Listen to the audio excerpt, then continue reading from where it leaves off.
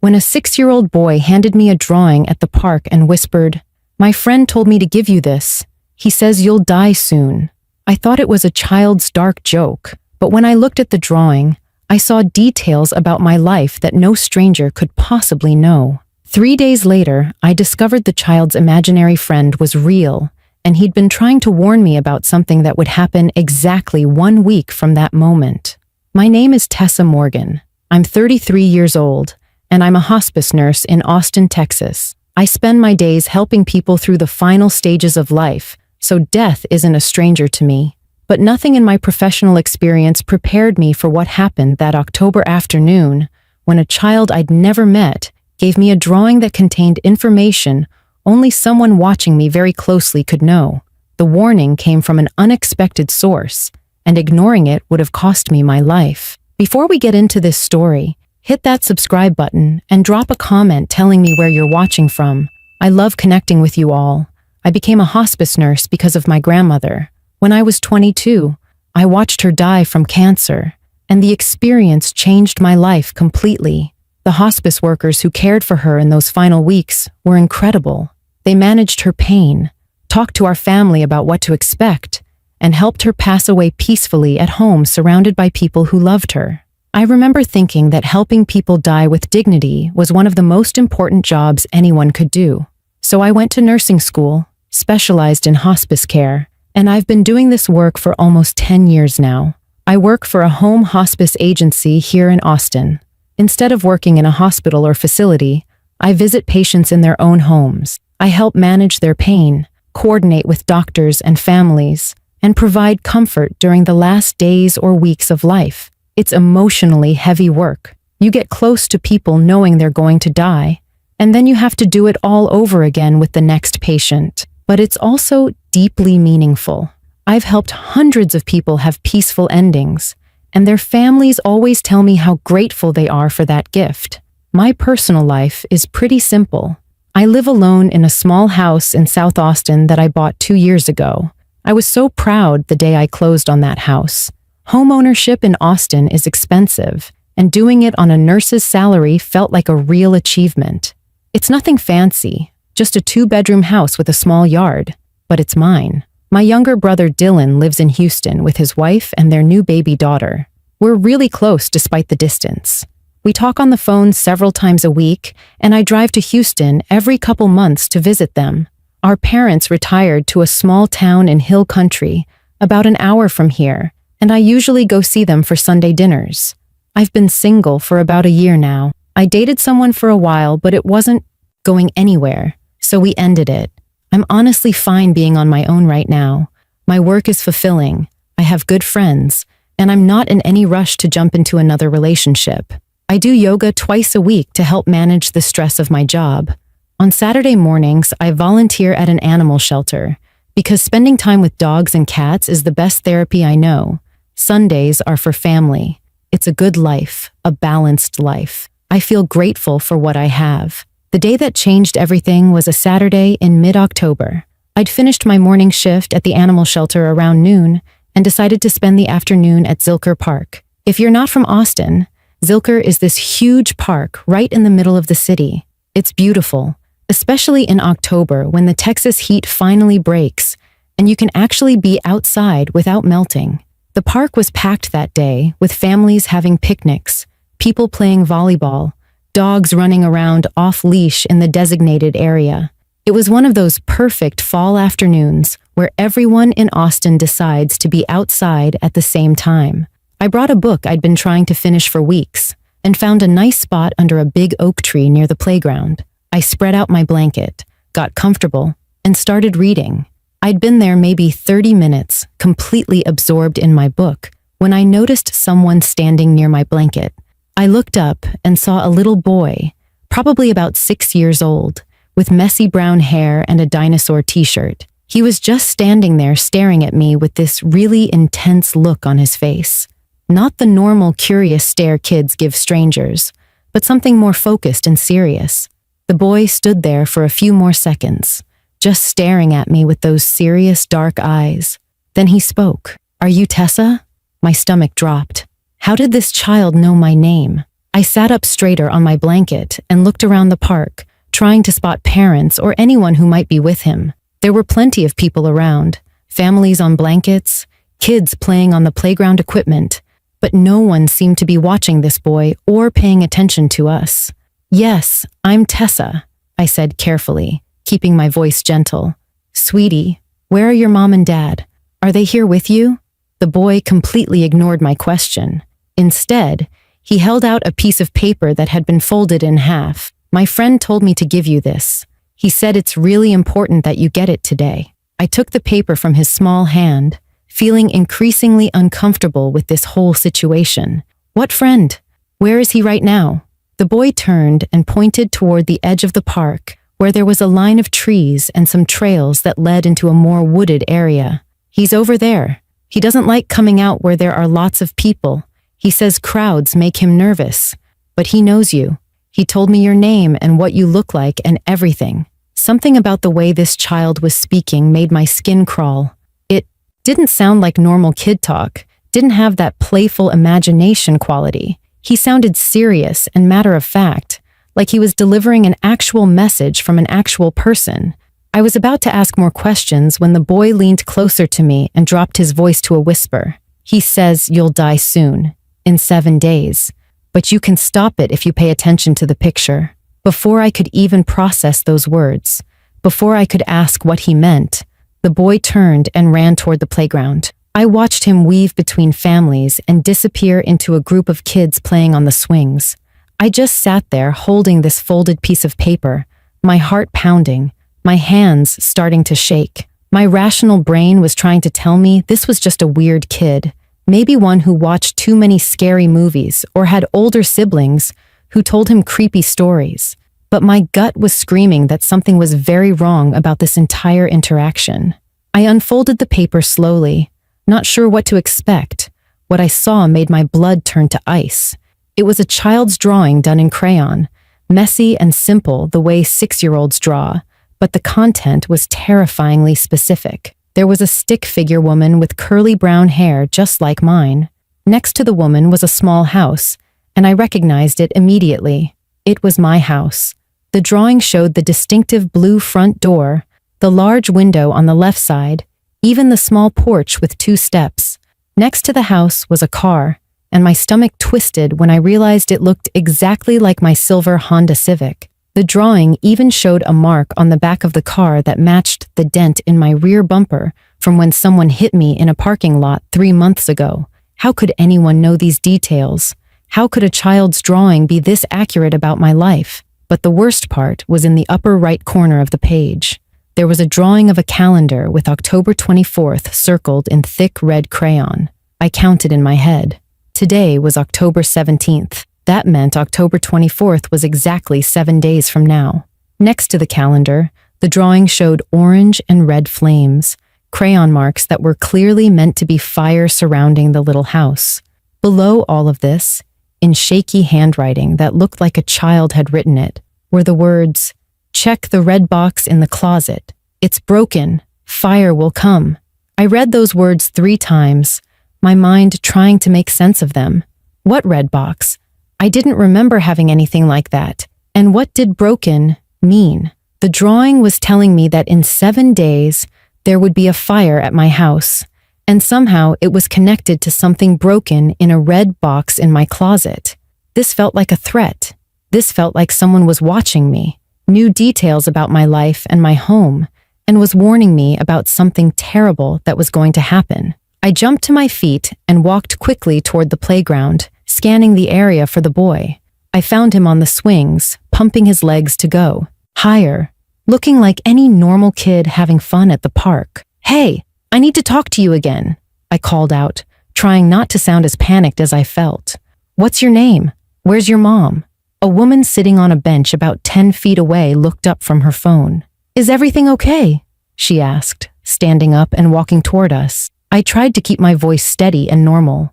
"I'm just trying to make sure this boy is with someone. He gave me something and I wanted to talk to his parents about it." The woman smiled in a friendly way. "That's my son, Jamie. Is he bothering you? Jamie, come here right now." The boy jumped off the swing while it was still moving high. landed perfectly on his feet like kids somehow always do, and ran to his mother. I walked over to where Jamie stood next to his mother, holding the drawing in my hand. "Your son gave me this," I said, trying to sound calm and reasonable even though my heart was racing. "He said his friend told him to give it to me, and he said some things that were a little concerning." Jamie's mother took the drawing from me and looked at it, her expression shifting from friendly curiosity to slight embarrassment. "Jamie, did you draw this?" she asked her son. The boy shook his head firmly. "No, my friend drew it. He's really good at drawing even though his hands are old and shaky. He's older than Grandpa, way older." His mother sighed and looked at me with an apologetic smile. "I'm so sorry. Jamie has had this imaginary friend for a few months now. He talks about him all the time. This old man he says he sees at the park. We've tried explaining that imaginary friends aren't real, but he's very insistent about it. What did he say to you that was concerning?" I hesitated, not wanting to scare her or make this into a bigger thing than it needed to be. "He just said his friend wanted me to have this drawing and that it was important. It's fine, really. Kids have great imaginations." But inside, I was anything but fine. I wanted to ask more questions, wanted to know who had actually drawn this picture with such specific details about my life, but I didn't want to alarm Jamie's mother or turn this into some kind of scene in the middle of the park. I said goodbye and walked back to my blanket, but I couldn't sit still. I packed up my things quickly and left the park, the drawing clutched in my hand. During the drive home, my mind was spinning through possibilities. Was this some kind of sick prank? But how would anyone know about the dent in my car or the exact layout of my house unless they'd been watching me closely? The thought made me nauseous. I pulled into my driveway and sat in my car for a moment, staring at my blue front door and comparing it to the drawing. The resemblance was perfect. Too perfect to be a coincidence or a lucky guess. I went inside and immediately headed to my bedroom closet. I started pulling out clothes, shoes, boxes of old belongings, throwing everything onto my bed as I searched for anything red. I was beginning to think there was nothing when I spotted it on the top shelf, pushed way back behind some winter sweaters I hadn't touched in months. A red metal toolbox. I pulled it down, surprised by how heavy it was, and carried it to my bed. The box was old, the red paint chipped and faded in places. I recognized it immediately once I really looked at it. This had been my grandfather's toolbox, something he'd used for decades. When he died 5 years ago, my grandmother had given it to me along with some of his other belongings. I'd put it in my closet and honestly forgotten about it. I opened the toolbox and found it full of old tools, screwdrivers with worn wooden handles, pliers, a tape measure, various wrenches, and other items my grandfather had collected over his lifetime. At the bottom of the box, coiled up and taking up most of the space, was a heavy-duty electrical extension cord. I pulled it out and started examining it carefully. The cord was old, the rubber coating stiff and cracked in several places. As I uncoiled it, checking every inch, I found the problem. Near the plug end, the insulation was severely damaged, peeling away and exposing bare copper wire underneath. In one section, the damage was so bad that the metal wires were completely visible. This cord was a serious fire hazard. Using it could easily cause sparks, and if those sparks landed on anything flammable, it would start a fire in seconds. My hands started shaking as a memory came flooding back. About 3 weeks ago, the outlet in my bedroom had stopped working.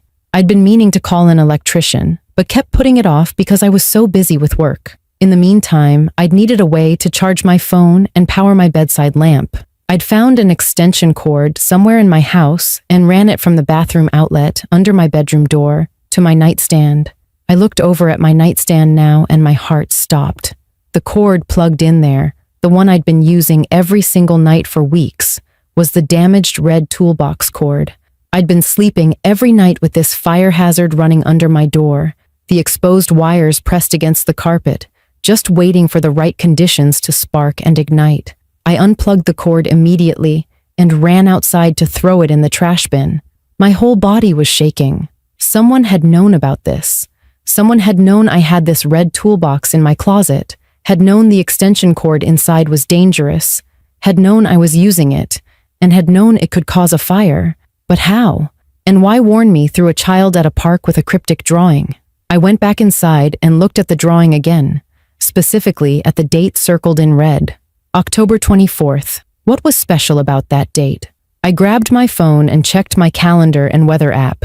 October 24th was next Saturday, 1 week away.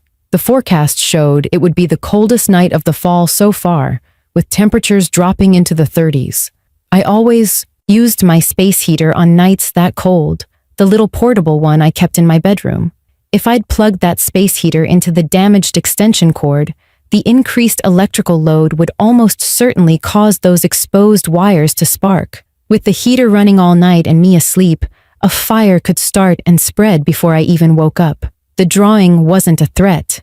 It was a warning. Someone was trying to save my life. I called my brother Dylan immediately, trying to keep my voice steady as I explained everything that had happened. The boy at the park, the drawing with specific details about my house and car, finding the dangerous extension cord in the red toolbox exactly where the drawing said to look. Dylan was skeptical at first, suggesting maybe it was just a strange coincidence, or possibly someone playing an elaborate prank on me. But when I texted him photos of the drawing and the damaged cord with the exposed wires, his tone changed completely. Tessa, this is really creepy. Someone's been watching you closely enough to know what your house looks like and what's in your closet. You need to call the police right now. I knew he was probably right, but what would I even tell them? A child I'd never met gave me a drawing that warned me about a fire hazard in my own home. They'd think I was losing my mind. Instead, I decided to take action to protect myself. That evening, I went to a home improvement store and spent over $300 on security equipment. A video doorbell, 2 outdoor security cameras, motion sensor lights. I spent hours that night installing everything, positioning the cameras to cover my front door, my driveway, and my backyard. If someone had been watching my house, if someone knew this much about my life, I was going to find out who they were. Monday morning, I called an electrician and explained I needed an emergency inspection of my entire house. He came that afternoon and spent 2 hours checking every outlet, every wire, every connection. He found 3 additional problems I hadn't known about. 2 outlets with loose wiring and a junction box in my attic that was improperly installed and could have caused a fire on its own. He told me I'd been incredibly lucky that nothing had sparked yet, that my house was a disaster waiting to happen. The repairs cost nearly $2,000, but it was worth every penny for the peace of mind. Over the next few days, I became obsessed with the mystery. I went back to Zilker Park on Wednesday, and again on Friday, looking for Jamie and his mother, hoping to ask more questions about this imaginary friend who supposedly drew the picture. I walked around the entire park both days, checking the playground, the trails, everywhere. I never saw them. I reviewed my new security camera footage constantly, watching for anyone suspicious near my house. Nothing, just the normal activity of my neighborhood. Mail carrier, delivery drivers, neighbors walking their dogs. No one, lurking or watching. On Thursday afternoon, I got a phone call from my supervisor at work. One of my longtime patients, an 87-year-old man named Walter Chen, had passed away peacefully that morning. Walter had been one of my favorite patients over the years. He was kind and mentally sharp despite his failing body, always telling fascinating stories about his life. I'd been visiting him 3 times a week for the past 2 months, managing his pain and keeping him comfortable as cancer slowly took his life. I felt sad hearing he'd passed, but also grateful it had been peaceful and he hadn't suffered at the end. That evening, Walter's daughter called me. Her voice was warm but emotional. "Tessa, my father spoke about you constantly in his final weeks. He said you made his last days bearable. He wanted you to have something. He was very insistent about it, almost obsessive in his final days. Can you come by the house tomorrow to pick it up?"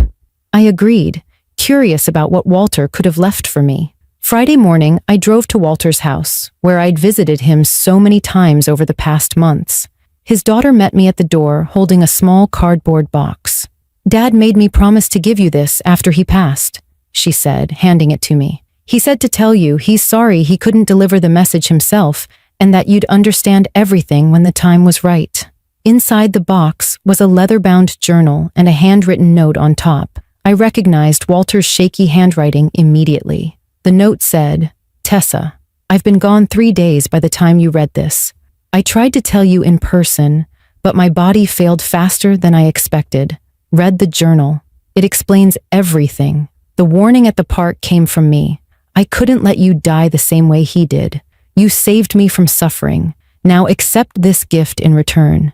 Your life, saved by someone who lost his to the same danger." The old man Jamie spoke about was real. His name was Robert Finley. He died in your house in 1987. Check the records. He's been trying to warn you for weeks, but the living can't usually hear the dead. I could hear him because I was dying, standing between both worlds.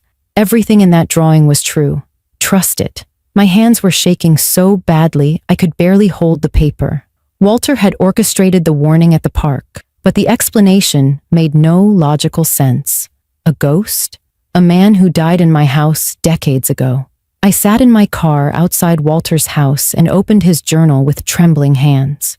The entries from his final weeks detailed conversations with someone he called Robert Finley. Walter described how, about a month before his death, he started seeing an elderly man in his room who no one else could see. At first, Walter thought the morphine was causing hallucinations, but this man knew things, specific things about the past, that Walter later verified through research. Robert told Walter he'd died in 1987 in a house fire caused by faulty electrical wiring. He'd lived alone, a retired teacher with no family, and he'd died a preventable death that haunted him. Robert said he'd been trapped in that house for decades, watching new families move in and out, unable to communicate or warn anyone. Then Walter, dying just a few blocks away, became a bridge between worlds, someone who could finally hear him and act. Robert had shown Walter details about my house, about the dangerous extension cord, about the coming cold snap on October 24th when I'd use my space heater. He'd begged Walter to warn me. Walter, in his final days, barely able to leave his bed, had asked his great-grandson Jamie to deliver the message at the park where Robert said I'd be that Saturday. The drawing had been guided by Robert's spirit working through a child's hand, capturing details only someone who'd been watching could know. I drove straight home and did what any skeptical person would do. I searched property records online. It took me an hour of digging through county records and old newspaper archives, but I found it. Robert Finley, age 72, had died on October 24th, 1987, in a house fire at my exact address. The fire had been caused by faulty electrical wiring in the bedroom. The house had been so badly damaged, it was rebuilt before being sold again. I sat staring at my computer screen, my entire understanding of reality shifting. The date circled in the drawing, October 24th, wasn't just the predicted cold snap. It was the anniversary of Robert's death. He died 36 years ago on the same date, in the same house, from the same kind of electrical fire he'd tried to prevent me from experiencing. If I hadn't gotten that warning, if I hadn't found and removed that damaged cord, I would have died exactly the same way on the exact same date. The next day was Saturday, October 24th. The temperature in Austin dropped to 35 degrees just as forecasted, the coldest night of the fall. My bedroom was freezing. I reached for my space heater out of habit, then stopped. My hands went cold as I realized what would have happened. If that damaged extension cord was still plugged in, if I'd connected my space heater to it, the electrical load would have caused those exposed wires to spark against the carpet. I would have gone to sleep with a fire starting under my bedroom door, smoke filling my room while I was unconscious. I would have died just like Robert Finley, 36 years to the day in the same bedroom. Instead, I was alive, sitting in my cold room, crying for a man I'd never met who'd spent decades trying to save someone from his fate, and for a patient who'd used his dying breath to deliver an impossible warning. Sunday morning, I drove to the cemetery and found Robert Finley's grave. It was a simple headstone with just his name and dates, 1915-1987. No family members buried nearby, no flowers, nothing to indicate anyone remembered him. I placed fresh flowers on his grave and spoke out loud, feeling strange but compelled. Robert, if you can hear me, thank you. I don't understand how any of this works, but you saved my life. I hope you can finally rest now. I also visited Walter's grave and thanked him for his courage in delivering a message that must have seemed insane. The electrician's inspection had revealed that my house had multiple dangerous electrical problems, any of which could have caused a fire. I had everything fixed, spent nearly $2,000, but it was worth it. I was alive to spend that money because two men, one living and one dead, had found a way to warn me. My brother Dylan still doesn't believe the supernatural parts of the story. He thinks Walter noticed the electrical problems during one of my visits and used his grandson to warn me in a dramatic way. I don't argue with him. I understand skepticism because I was a skeptic too. But I've read Walter's journal, researched Robert's death, held a drawing that contained details a child couldn't possibly know. I've learned that some things can't be explained with logic, and that's okay. As a hospice nurse, my relationship with death changed completely after this experience. I'd always seen death as an ending, a biological process. Now I understand it might be more complex than I believed. I don't know if Robert Finley has moved on, or if he's still in my house. I haven't experienced anything unusual since that October, no strange occurrences or feelings of being watched. I like to think he finally found peace after saving me from his fate. I started volunteering with a fire safety organization, teaching people about electrical hazards and the importance of home inspections. I show them photos of the damaged extension cord that nearly killed me and explain how easy it is to overlook dangers hiding in closets and storage boxes.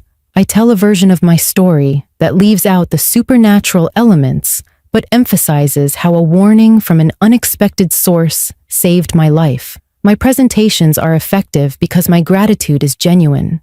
I was given the gift of continued life, and I want to help others avoid the fate I narrowly escaped.